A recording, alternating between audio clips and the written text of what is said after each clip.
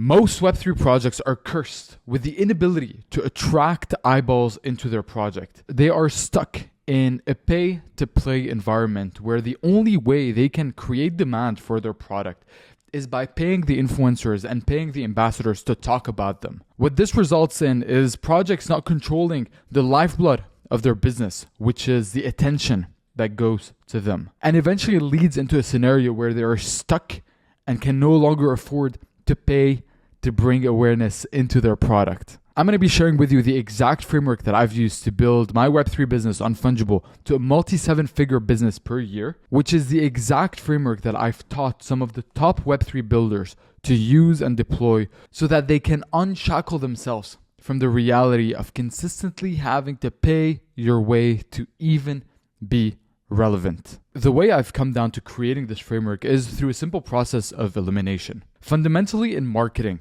you have two ways of attracting eyeballs and attention into your product. The first one is through organic marketing, so organic right here. And the second one is through paid marketing. If we are to dissect each of those, under paid marketing, what we have is media buying, and then we have influencer marketing. The reality about building in Web3, unlike Web2, is that your access to paid marketing channels are incredibly limited and they're oftentimes very expensive. For instance, paid media buying, this is when you are using paid marketing channels such as X ads on X, Meta ads, YouTube ads. And in the environment that we're currently building in Web3, media buying isn't really a marketing channel where you can acquire users. I've never seen someone launch a token or sell out an NFT collection based off paid media. If anything, using paid media often triggers people's skepticism and it ends up playing a negative impact on your project. And this right here is a sad reality of Web3. Media buying is not a marketing channel that we can use. And I will be the first one to jump on it if it eventually does become one, because I've experienced this through my close to 6 years in Web2 marketing. Paid marketing, once you can unlock it, is literally the ultimate scaling mechanism.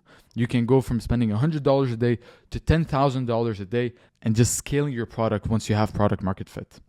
So what we're left with for Web3 brands is influencer marketing. The issue with influencer marketing is that you end up in a pay-to-play environment where the only way of relying to attract eyeballs and attention into your product is by having to pay these influencers, by having to pay these ambassadors that are going to talk about your project.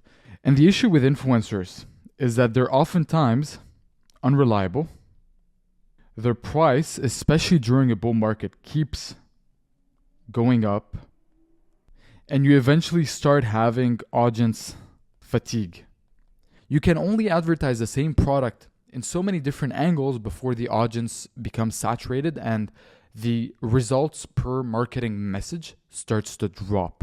So what this then leaves us with is organic marketing as the only sustainable method to generate eyeballs.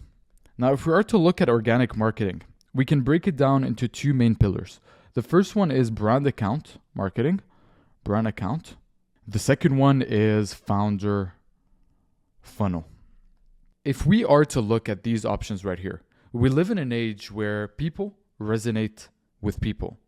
There's a surplus of content on the internet, and people will naturally gravitate toward the types of content that resonates with them the most. Back in the early days of internet blogging and content creation, it was easy to build brand accounts and build a brand content funnel.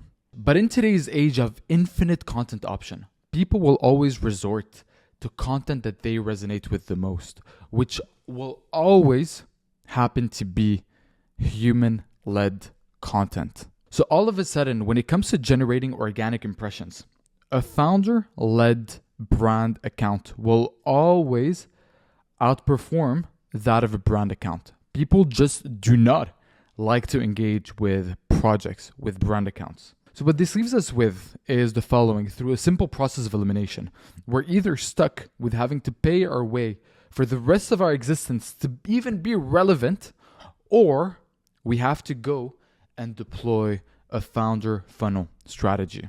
And by going through this very exercise became my realization that the only way to have long-term success in Web3 is through deploying a successful, scalable, consistent founder funnel strategy.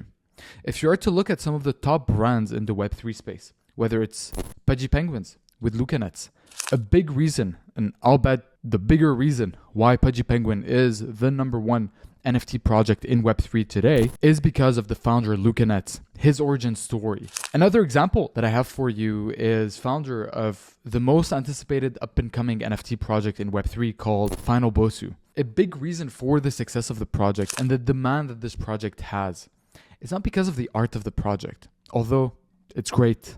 It's not because of the roadmap or the great promises that the project has or even what they've built. It's because of the founder. It's the person behind the project, Kevin, the face of the project, who has, through years of marketing experience and a lot of practice, been able to craft a founder funnel strategy that not only worked for them, but became the catalyst for their success. And truth be told, Kevin and Final Bosu have a lot of great things going out for them. But the exercise that we're going to be going through today, crafting the founder funnel together, is actually one that I've had with Kevin from Final Bosu. We sat down together on a call and I helped him out crafting the nuances of his story, the nuances of how do you rally the troops, how do you communicate your message so that it is not about you. Your story is never about you, but how do you tie your story into that of people's lives? And the moment he implemented that within his project, with all the momentum that they had already built, they became the number one most anticipated project on an entire chain. You see, the question now becomes, how does one execute on a proper founder funnel marketing strategy? And that's exactly what we're going to be talking about for the rest of this video. The first thing we're going to need is the following. So crafting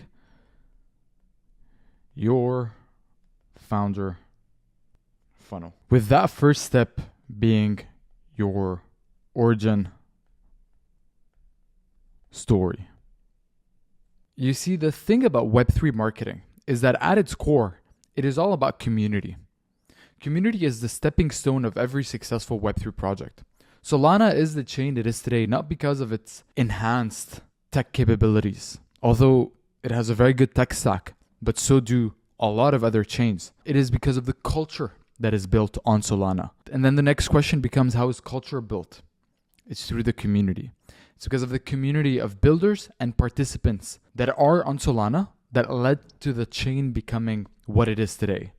And that exact phenomenon not only applies to the chain level, but also apply to projects level, whether you're launching a Web3 project, whether you're launching a new product. More often than not, the reality about Web3 is that the technology is commoditized.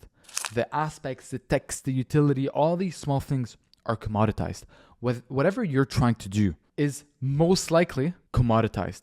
And there's nothing like a strong origin story to start crafting your core community. The framework that I like to use to build an origin story is through a framework called the Story Brand Framework, directly out of the book, Building a Story Brand by Donald Miller. I've talked about this book quite a lot, but at the core of every successful brand is a strong origin story, one that follows the Story Brand Framework. What is the Story Brand Framework? It's as follows. We first have a character who encounters a problem, who then meets a guide who gives them a plan that calls them to action that ends in success or helps them prevent failure. Where most Web3 teams fail to deploy a successful story brand is that they actually end up positioning themselves as the main character of the journey.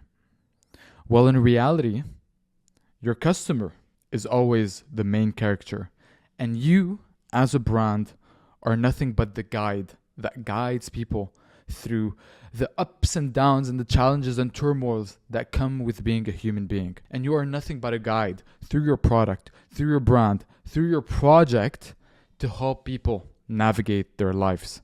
And if you're not really solving a problem, then there's more important conversations that need to be had together. But if you are solving a problem through your product, you are nothing but the guide to people's lives. And this is how your story is going to look like. If we are to look at the story brand of Pudgy Penguins and Luca Nets, there's a great example of the trailer of the Pingu token dropping. I want you to analyze that trailer, and I want you to see how at the core of the story is not the project, is not Luca Nets. Instead, it's the community members. It's the people who make up the Pudgy Penguin community. The story goes as follows. It began with the liquidity extractors. Many projects came in, creating new hopes and promises, acting as a beam of light to the entire Web3 space. But greed and folly took over, which led to the demise of these projects. But then, through the cold and dark winter, came a group called the Pudgy Penguins. And together, we're able to unite the entire space and build the future of Web3. You see how in this marketing message, which got 9.1 million views, Pudgy Penguins does not position itself as the reason why Web3 has hope. Instead, it sheds light and puts the holders, the community members, as the heroes of the story. For Final Bosu, when it comes to the origin story in the present state that it is today, the one that resonated with people's hearts and minds is that of the story of the founders' father, who through by a life and death situation was able to make it back into his country of origin to spend his final years of existence. And that story right here created something. It created a memory of the strength of their father in the sons' hearts, and how each and every one of us, human being, have our own final boss story that we have to overcome. And the goal with the project of Final Bosu is to help these people overcome their final boss. So you see how the origin story creates deeper meaning, but then makes the potential customer the hero of the story. Now imagine if I told you the story of Final Bosu without the personal element of it, the personal layer. Oh, we have a project for you to help you overcome your final boss. It's like, cool, I like this, but that doesn't resonate that much. But when you have the ability to combine your mission statement with an origin story of you going through the issues that your prospects are facing, or having you overcoming these problems, that's when you have something that is impactful. The next thing that we're going to need right here as part of our founder funnel starter kit is going to be 3 stories that we want everyone in our community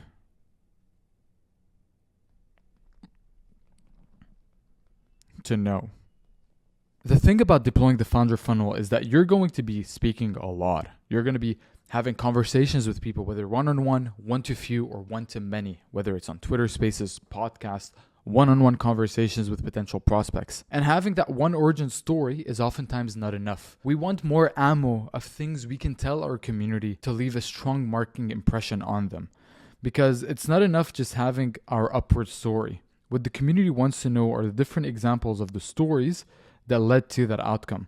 With that being story 1, story 2, story 3. And if we are to look at the example of Luca Nets, incredible storyteller. If you are to study someone, Luca Nets is that.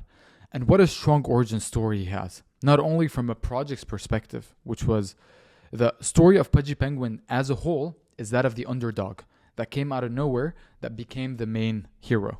That is the story of Pudgy Penguin, and those who hold the Pudgy Penguin, who are part of the Pudgy Penguin community, see themselves in that story. Now, the story of Pudgy Penguin in and of itself, the project that was left to die, that was then bought out and has become number 1, that alone is an origin story, which is powerful. But Luca Nets, as a founder himself, has his own origin stories or comeback stories that reinforce that of the project. For example, the stories that he shares a lot are him growing up homeless without a father, and how his mother had to hop from home to home because they didn't have a place to stay and couldn't afford that one place to be. And the more stories people know about you, the deeper down the lore they fall. If we are to draw the community ascension funnel right here, imagine if you were an anime fan. Let's say for me, for example, I wouldn't say I'm necessarily a big anime connoisseur. I am not. I've used to watch when I was younger, but I wouldn't consider myself an anime watcher. If you are to rank me as, my depth when it comes to the anime industry, my proximity to it, my ability, my willingness and wanting to go out and purchase products from specific anime collections or invest into anime startups, all these things, I would consider myself at the very, very top. Now, at the very bottom, there's the deeper anime lovers. These are the people who've watched Death Note. These are the people who've watched Attack on Titan, Hunter x Hunter, all these types of anime. And then at the very bottom, these are the top 1%. These are your super fans. These are the people that not only know and have watched the animes, but they know the lore. They discuss the character development. They are the first to give reviews of new anime seasons. These are your top 1 super fans. And what differentiates someone that is top 90% like myself and someone that is a top 1% fan is these guys know more stories. They are deeper down the anime lore. They have been through exposure, environment, surrounding friends, family. They have more stories that they know about the anime universe. They know more about the characters' developments, the universes through which these anime series are happening, than all the top 90% of people. So the more you have the ability as a founder to expose your community members to your stories, the more people you're going to have find themselves all of a sudden becoming top 1% fans. Now that we have our top 3 stories that we want everyone in our community to know, that's where we get into our communication method and vehicle. Fundamentally, there are only 2 types of content you can be making. The first one is educational. The second one is entertaining. Now, before some of you tell me, but Leon, the best is when you have the combination of the 2. It goes back to the 80-20 principle. You can either be an educator with humor, or you can be an entertainer with wisdom. People have one objective when they log into social media. They either want to be educated or they want to be entertained. And that psychology shifts between which social media people are on or what they are personally looking for. For example, on most of X, Instagram, TikTok, people are in entertainment mode.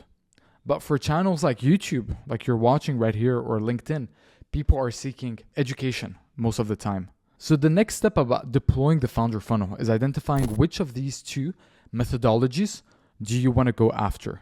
Do you want to become an educator or do you want to become an entertainer? And the best way to make this decision is by personally looking at your own content behavior. What type of content do you personally resonate with? I myself, for instance, resonate a lot more with educational content. I'm the type of person that consumes education like a freaking monster. But that's not everyone. So the natural type of content that I will lean towards creating is that of education. And my content is not for everyone. And I can understand that. But I'm not here. Neither should you be here to create content to get views and followers. Our goal is to build businesses and generate revenue. And that's why we are here. And to be personally honest, educational content always does a better job at positioning you as an authority figure in an industry, while entertainment has broader reach.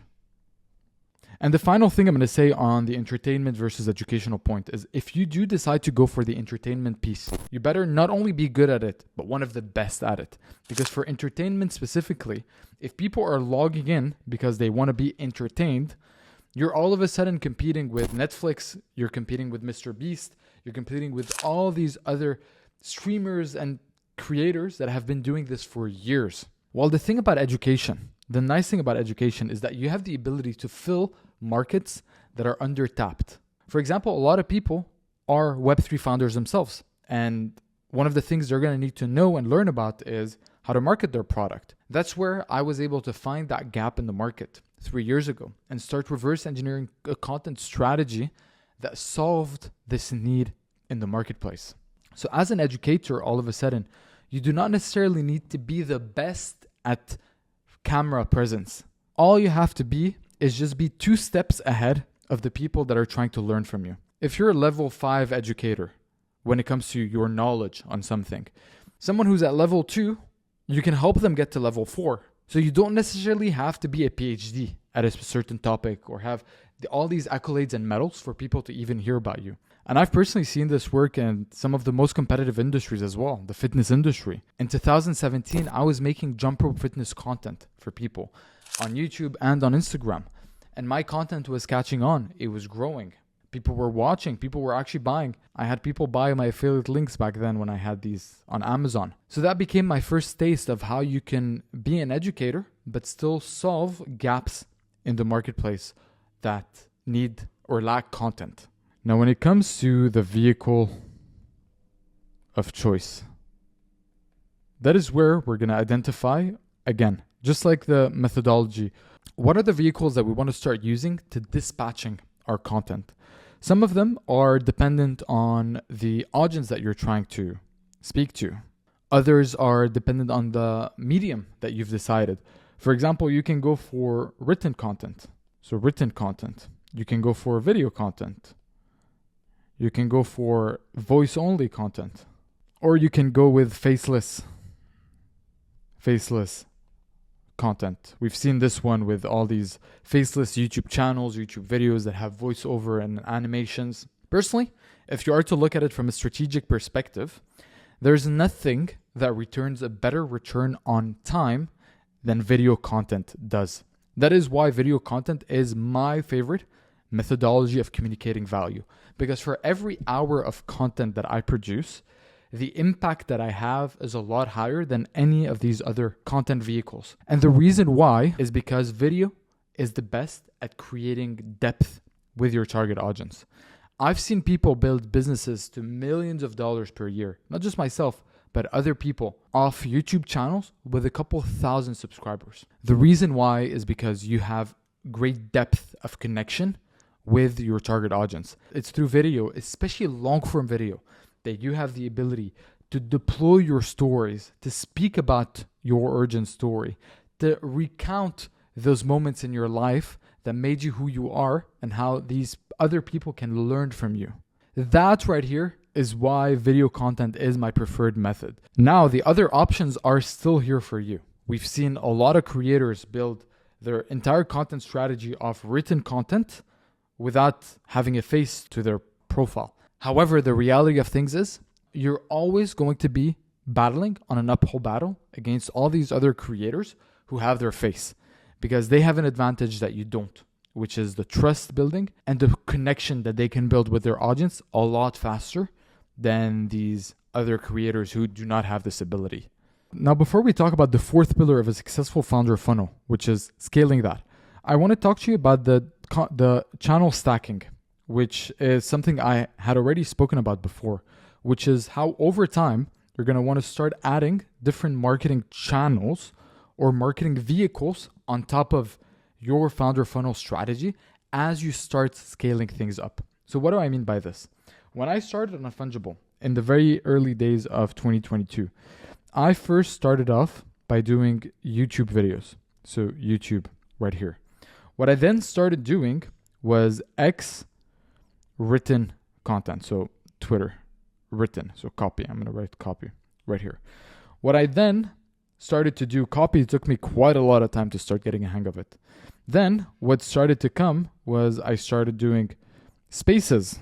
And spaces were a very big catalyst to my growth and my success. Then I started doing podcasts. And then from podcasts, you all of a sudden have to be ability to do short form. So you see how all of a sudden by stacking content vehicles, you have the ability to start multiplying your efforts. Even here, for example, you can start adding your team as a marketing vehicle, aka making your team become ambassadors, investing in your team to start becoming bigger content creators. We've seen this with Abstract, for example, Abstract Chain. One of the things that is impressive and people have pointed out is how every team member in and of themselves have a big personal brand. And all of this is attention that funnels back to the project. And then here you have the ability to start adding paid channels like influencer marketing. But you see how right here what you're doing is that you're expanding your scope and your ability to attract wider audiences into your project. So this brings me to point number 4, which is building your inner circle. If I am to look at Kevin from Final Bosu, a big reason why the growth of his project was so big very quickly was because he had, through years of building relationships, building connections in the space, he had built an inner circle of people that allowed him to scale his brand further. The thing about most Web3 founders who are trying to start from zero and trying to become something struggle so much is because of the cold start problem. And having a strong group and circle of people that support you is going to help you overcome the cold start problem. The way it worked with Kevin from Final Bosu is that through years of building, getting support from people, other thought leaders, other influencers, I was one of them, for example, he all of a sudden had the ability, the moment he kicked off the marketing of the project, tap into that reserve of network to create support on his projects as social. People liking, retweeting, commenting, reposting, sharing about this project to their other friends. His connections, his inner circle, all of a sudden became a catalyst to kicking off and to overcoming the cold start problem. I was just this week having a conversation with a founder. They're building also on Abstract. And one of the things I've told them very honestly is the reality of the situation that they are in. Although they have a very good product, great art, they have a lot of things at their disposal to have a great launch.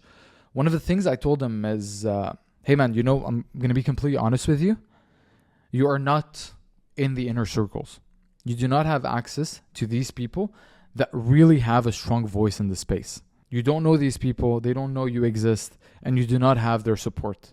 So the most important thing you're going to need to start doing is having the ability to tap into the cabal, as they call them in Web3. And to do that, there's 2 ways that we can start unlocking our inner circle. Number 1 is, I'm going to call this immediate circle. Number 2 is reciprocity building. What I started to do when I started jumping on Twitter Spaces is I started to speak on the spaces of all these other people that I knew in the space. We had some form of proximity. We had exchanged a couple DMs. We were, if you want, a little bit more than acquaintances. And what this allowed me to do, and these acquaintances were created through the authority and credibility that I had built through YouTube and copy. Although not big, I all of a sudden had an immediate circle of people whose audiences I can start cross-pollinating. These were people I would speak on their spaces. They would speak on my spaces. We would have conversation. We started supporting ourselves on social media. I all of a sudden had a group of what you can call a circle of friends in the Web3 space. And the thing about your immediate circle is that the more you grow, the more it also grows.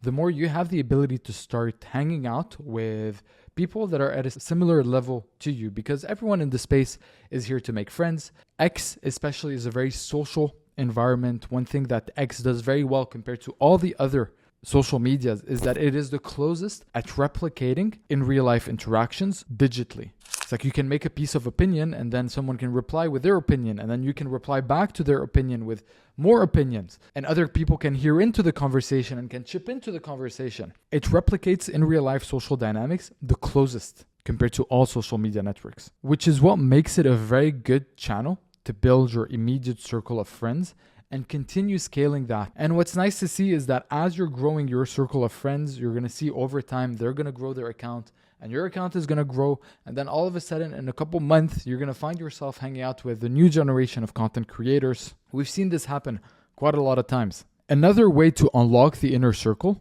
is through what I call reciprocity building. A lot of these people that you want to have access to, that you currently do not have access to for many reasons. You don't know them. They don't know you. You are not at the same level as them in terms of brand credibility. Let's be honest. It is a reality of the market. It just is, like it or not. One of the ways you can do it, and you can literally overcome this very quickly, and I wish I started doing this a lot earlier, is by platforming creators. The thing about creators is that they absolutely love when other people give them a voice on their platforms. More importantly, when it's a medium that they personally appreciate. I personally have been invited on a lot of Twitter spaces by a lot smaller creators. A lot of people, when I had, I think like 4,000 followers on X, I had Lucanets on a podcast because I had a podcast where I could platform him. And these people, no matter the size of the audience, no matter who you are, they will usually appreciate and say yes to opportunities to be platformed for free. So all of a sudden, all these creators you want to have access to, you want to bring it to your network, you want to be able to ask for reciprocity when it comes to sending them your posts once in a while to ask for their support. An easy way to do this is by starting a podcast, bringing these people in, is by starting a Twitter Spaces, interview these people. The reason I know that it works is because I've done it, ladies and gentlemen. If you are to look at my early podcast, I was always interviewing people that were 1 or 2 layers above me when it comes to brand recognition, brand establishment. And that is how I was able to grow my personal brand, grow my perceived authority in the space. Because when you see Leon with Lucanets, for example, on a Twitter Spaces or even on a podcast, you all of a sudden associate me with that. When you see me with Yatsu from freaking chairman of Animoca Brands, multi-billion-dollar company, you all of a sudden know that, okay, Leon is legit, is more legit than him not having these people on.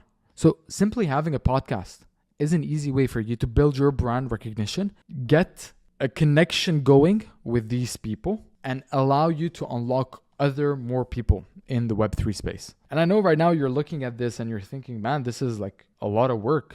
I am looking to launch my project in 4 weeks.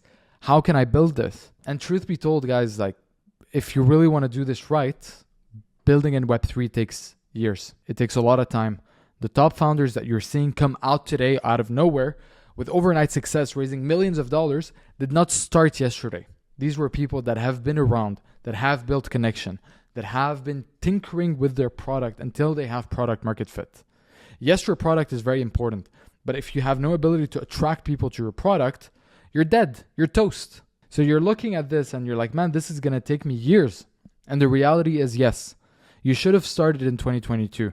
You should have started in 2021 when you were buying NFTs, not 4 weeks before wanting to launch your project. As a founder, there's a lot of things you need to be doing, including leading your team, building your product, and building a pipeline that generates eyeballs into your product. You're going to be, as a founder, you need to do a lot of things that oftentimes contradict themselves or that are very different from one another. And if you're unwilling to do all these things, then maybe the founder role is just not right for you. And that's okay. But if you really are here to build long term, these are the things that I'm sharing with you that I've done personally. 3 years after, I have a multi-7-figure business per year. It works. It just takes a lot of work, effort, time, consistency, trial and error. My video content journey didn't start in 2022. I was doing content since 2017 on the internet. But you weren't seeing that. But that was Leon. The current form of Leon has been in practice since then. And I'm still very far from being perfect. I don't personally believe in shortcuts in Web3. I believe in doing the fundamentals right for long enough. And when you just do this, it's literally like, if you do all these things that I'm sharing here, is it unreasonable for you to think that you won't have success? And when you are to look at the bigger picture of what I'm sharing, the way it all of a sudden starts to make sense is by having the founder funnel, by having all the content stacking, the content vehicle stacking. You all of a sudden have a marketing machine that starts becoming a self-feeding loop where the more you do, the more you grow, the more your project grows, which starts feeding on itself. And if you are to think, okay, like how does that look like in the bigger picture? The hardest thing, and I'm going to draw this in steps. So the bigger picture.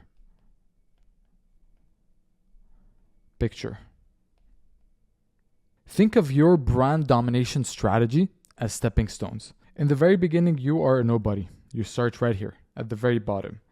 And through content, all of a sudden, by creating good quality content, you have the ability to start building an audience. So you take your very first step. And then the next step that you're going to do is you're going to start stacking these channels. So you go to doing Twitter Spaces. So now your audience is a little bit bigger. Then you start building an inner circle and a group of people that want to support you. Then you have a third step.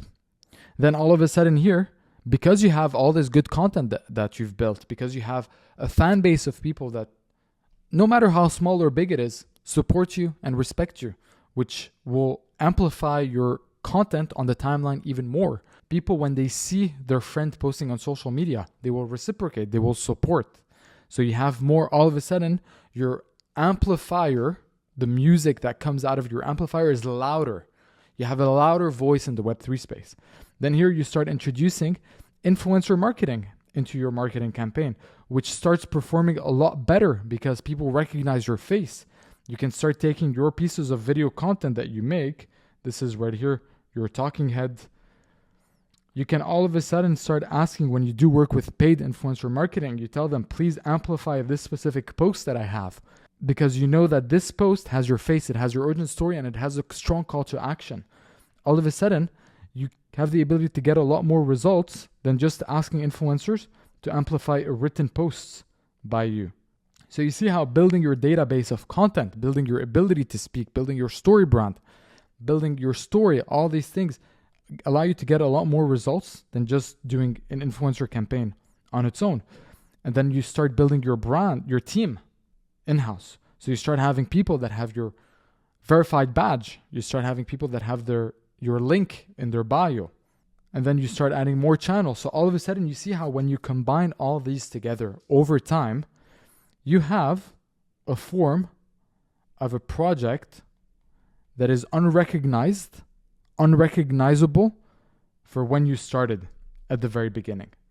And this is all possible by deploying the number one most undertapped marketing channel and misunderstood marketing channel, which is the founder funnel. Use the founder funnel or expect to suffer the consequences of not using it. Ladies and gentlemen, my name is Leon Aboud, and if you want to learn about the top 5 mistakes that most Web3 marketers and founding teams make sure you watch this video right here.